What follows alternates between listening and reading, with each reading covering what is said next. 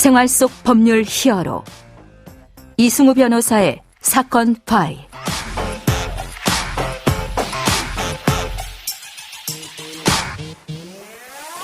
안녕하세요. 이승우 변호사입니다. 각종 사건 사고에서 여러분을 구해드리겠습니다.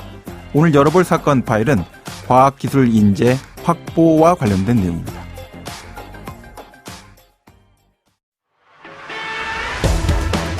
과학기술 분야에서 우수한 외국인 인재는 귀화 자격을 얻을 때까지 기존 6년 걸리던 기간을 3년으로 단축하기로 했습니다. 사건 파일 오늘은 과학기술 분야의 고급 인력, 이민정책과 또 출입국 제도의 문제점을 함께 짚어보려고 합니다. 자, 우리는 저출생 또 고등과학 인력 부족을 이민정책으로 풀어나가야 되는 거 아닌가 이렇게 고민하고 있습니다. 자, 과연 현재 이민정책으로 우리가 생각하는 바와 같은 과학기술 분야 인재 이주와 정착을 이룰 수 있을지, 또 이를 통해서 국가 사회의 과학기술 발전이 가능하게 될 것인지, 현재 제도의 약점은 무엇인지 이 점에 대해서 법무빈 법승 외국인 업무 총괄팀장을 맡고 있는 박다솜 변호사와 함께 알아보도록 하겠습니다. 안녕하세요, 변호사님. 네, 안녕하세요. 박다솜 변호사입니다. 네, 해당되는 내용 관련해서 사실은 복잡한 정책적인 이슈가 다 엉켜져 있는 이런 내용이지만 하나씩 한번 이제 변호사님하고 살펴보도록 하겠습니다. 네, 지난주에 이제 우리가 해외에 있었던 또 우리나라의 이민 정책들 중에서 좋은 것들, 잘 될 만한 것들을 좀 비교해 보기도 했는데요. 자, 오늘은 이 출입국 제도 자체에 대해서 좀 살펴보는 거죠? 네, 그렇습니다. 현재 세계 각국은 우수한 과학기술 인재 유치를 위해서 다양한 이민 정책을 펼치고 있습니다. 네네. 우리나라의 경우 단순 기능 인력에 대해서는 입국 이후의 취업 교육이나 취업 관리 등 비교적 체계적인 관리 시스템이 존재하지만 오히려 고급 기술 인력에 대해서는 종합적인 지원 시스템이 다소 부족한 편입니다. 특히 우수한 기술력을 보유한 외국인이 국내에 체류하면서 창업을 통한 사업을 하는 경우에 부여되는 기술 창업 비자는 그 문턱이 높아서 오히려 국내 기술 엔지니어 유치에 걸림돌이 되고 있다고 보입니다. 필요하다고 얘기를 하지만 사실은 오히려 문턱이 높다. 네. 까다롭게 굴고 있다. 이런 얘기군요. 자, 그러면 고급 기술 인력이 국내에 체류할 수 있는 기술 창업 비자, 이게 이제 지금 제 역할을 전혀 못하고 있다. 이렇게 볼 수 있는 거죠?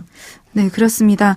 정부가 해외 고급 인력 유치와 외국인의 국내 창업 활성화를 위해서 마련한 창업 비자 제도가 원래의 목적을 달성하지 못한 채 오히려 까다로운 조건으로 외국인의 국내 진출을 막는 걸림돌이 되고 있는데요. 예. 2013년부터 2022년까지 외국인이 기술 창업 비자를 발급받은 건수는 230건에 그치는 상황이고 네. 2022년 11월을 기준으로 유효한 기술 창업 비자는 111개입니다. 이는 국내 스타트업 34,362개의 0.3% 규모에 해당합니다. 예. 더 큰 문제는 발급 건수에 비해서 유효 비자가 절반 정도인데 이는 대부분의 외국인 창업자들이 사업을 유지하지 못하고 본국으로 돌아갔다는 것을 의미합니다. 문턱도 굉장히 까다롭게 넘기 어려운데 그 문턱을 넘었던 230건 중에서 사실은 사업 자체가 진행되지도 못하고 그냥 본국으로 돌아가게 됐다. 비참한 결과가 지금 초래되고 있다는 것 같은데 자, 그러면 이럴 때는 어쩔 수 없이 이제 해외의 다른 나라, 잘 되고 있는 나라 좀 봐야 될 것 같은데요. 해외 고급 인력 유입에 대한 이런 정책들 중에서 우리나라 정책 중에서 좀 괜찮은 거 좀 살펴볼까요? 어떤 것들이 있습니까? 네. 현재 외국 기술 인력이 한국에 들어올 때 받을 수 있는 비자는 크게 5가지입니다. 네. 먼저 첨단 분야 박사학위 소지 비자, 학위 소지 비자, 특정 분야 능력 비자, 기술 창업 투자 비자, 연구 개발 인력 비자입니다. 네네. 외국인 기술자가 국내에서 창업하여 비자를 연장하려면 사업 실적이 있어야 합니다. 예. 그런데 초보 창업자는 매출도 적을 뿐만 아니라 외국인으로서는 그 매출이 있다고 하더라도 이를 증빙하는 것이 상당히 어렵습니다. 그렇기 때문에 비자 연장 자체가 까다로운 경우가 많습니다. 또 외국인이 국내에서 법인을 설립하는 절차 역시도 매우 까다롭습니다. 예. 또 한편 우리 법무부는 그나마 올해부터 과학기술 분야 외국인 인재들이 한국 입국을 지원하기 위해서 비자 패스트트랙 제도를 본격 추진한다고 밝혔는데요. 예. 패스트트랙은 카이스트를 비롯한 국내 이공계 특성화 기관에서 석박사 학위를 취득한 외국인의 경우 총장 추천 시 거주 자격을 또 연구 경력 실적 등이 일정 기준을 충족할 경우에는 영주권을, 또 연구 실적이 우수할 경우에는 국적심의위원회를 거쳐서 대한민국 국적을 부여받을 수 있게 하고 있습니다.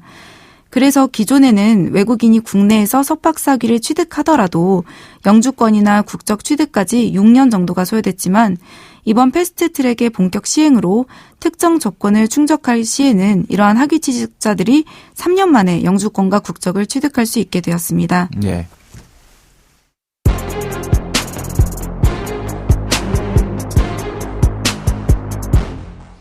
자, 이제 제도 설명을 쭉 듣고 있다 보니까 이제 제도 자체에 대해서 어떤 문제점이 있는지가 금방 짚히지가 않거든요. 그래서 해외 이제 기술 인력 유입 정책이 어떤지 이걸 좀 비교해 봐야 우리나라 정책에 뭐가 문제가 있구나 이런 걸 좀 알 수 있을 것 같습니다. 호주 그리고 캐나다 사례를 이제 준비해 오셨다고요?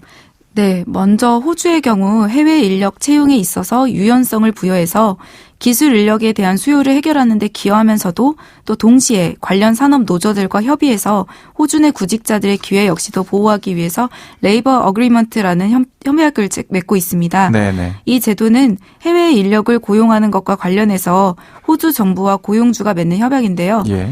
호주 내에서 해당 사업체에 필요한 숙련된 인력을 기존 비자 프로그램으로 구하기 어려운 경우에는 고용주가 이 협약에 따라 정해진 숫자만큼의 외국인 근로자에게 비자를 후원할 수 있습니다. 네.